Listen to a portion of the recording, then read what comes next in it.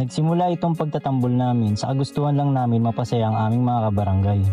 Hindi ko naman inakala na lalaki pa lang bilang ng mga miyembro namin.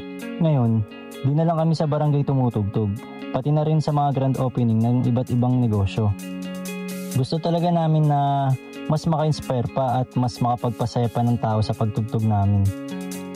Panoorin niyo ang aming kwento dito sa Kwentong Kabarangay.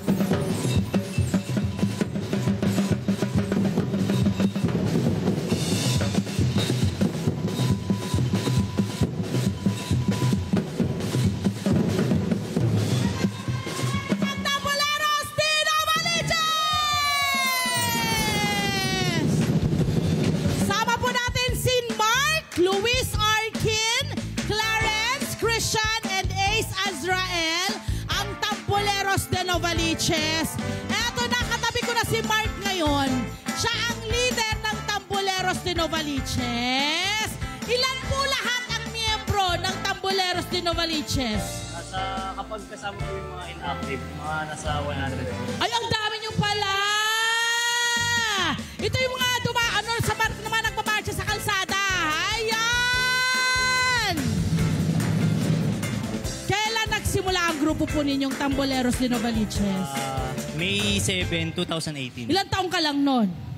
18 po. 18 years old! At syempre, nakikita ho natin ngayon ang kanyang anak na nandito. Si Ace. Hi, Ace! Hello, Ace! Kaway ka, Ace! Kaway, kaway, kaway! Ayan. Ilang taon na si Ace? Si Ace po, 4. Siya ba ang pinakabata? Opo, siya po. Sa grupo ninyo? Bakit ka nag-decide na isali ang anak mo dito sa inyong grupo? Hindi, actually, wala naman po sa plano. Walang plan? Kaya lang po, kakapanood dyan sa amin sa TikTok. Ganun Oo, po. lahat. Pumapalo-palo po sa bahay namin. Oo. Hanggang sa nagpapabili na tambol.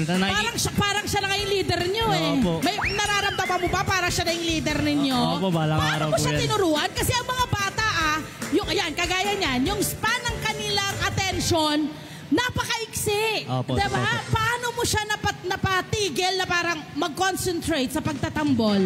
Ganun lang po pa, nakikinig siya. Parang nakukuha niya yung pinaka-tempo namin. Oo. Yung wala naman pong turo talaga. Okay, anong naitulong ng nakikita ko mga kabataan, yung ang alam ko mga kabataan daw, yung mga miyembro ninyo Opo.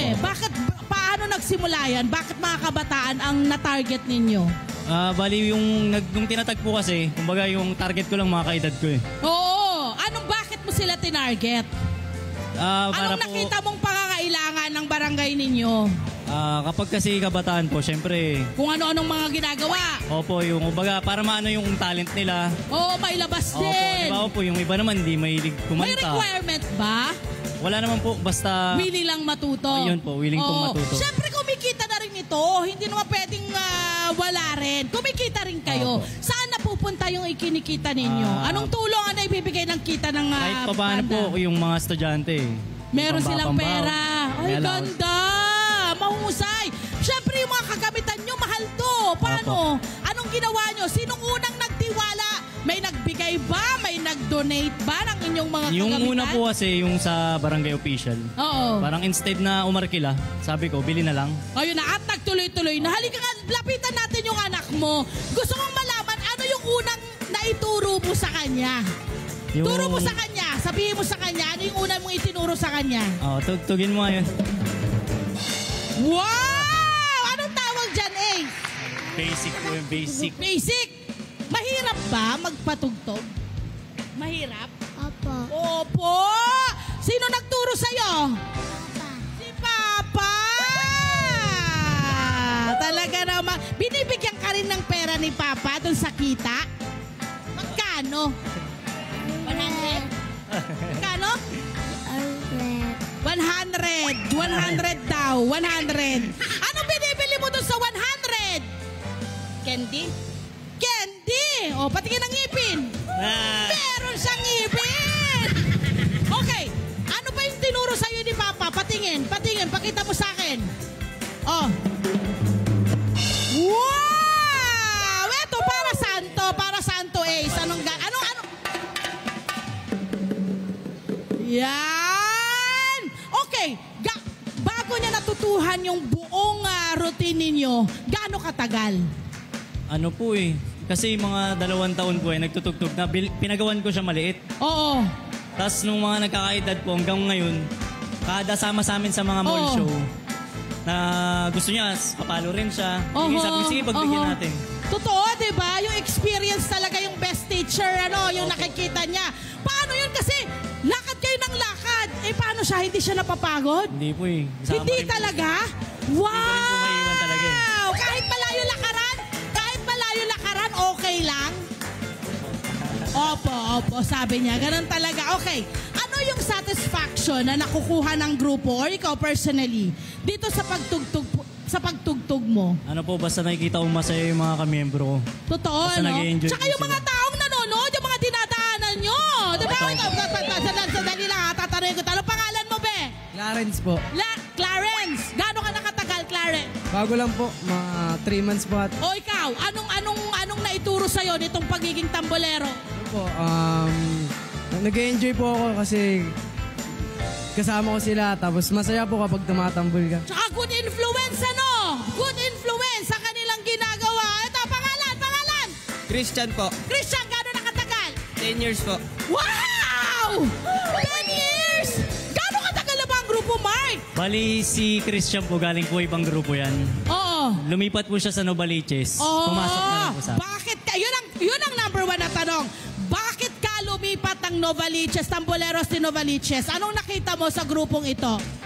Sa akin po, kaya po lumipat ako sa kanila kasi po, sila po yung nakita kong grupo na pinakamalapit sa nilipatan naming bahay.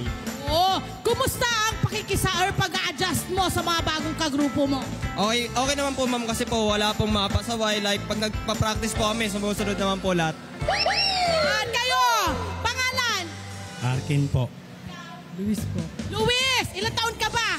16 po. Nag-start ka ilang taon? Hindi ko na po maalala. Bata ka pa? Bali ka sa bayan ko po, kapatid ko. Kapatid mo, Sabay. grabe. Maliit pa po Kumusta? siya. Malaki na ba kinita mo rito? Malayo na po. Malaki na! Nakangiti! Ang ganda ng ngiti niya, ikaw! Kumita ka na rin? Opo. Ay, ang ganda ng mga ngiti! Okay, kayo ay miyembro ngayon ng National Youth Commission Yes at po. Quezon City Youth Development. Development. Bakit kayo nag-decide na maging members Bali, ng dalawang grupong ito? Yung SK chairman po kasi namin, sabi niya, para mas mapalawak natin yung... Kasi kung sila lang, limitado po eh. Para po mas mapalawak natin, i-registered daw po. Oo. Para kilalanin yung grupo. Oo. Na sama ng mga kabataan. Parang na-professionalize Yes po. ang inyong banda dahil din sa gano'n. Napaganda! O, yayain mo na!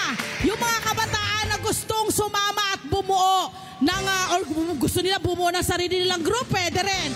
Paano ba? Sa Mark? mga gusto pong sumali, message lang kayo sa amin, basta willing kayo matuto. Saan? Saan may message? Sa page po namin, Tamboleros de Novaliches. Yan! Palakpakan naman natin sina Mark and Tamboleros de Novaliches. And of course, si Ace, na excited ng tumugtog. Hi, it's Mama Zana number 5.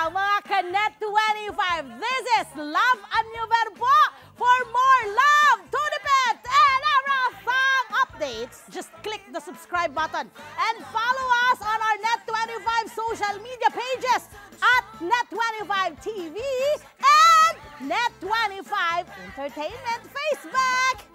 See ya. I love ya.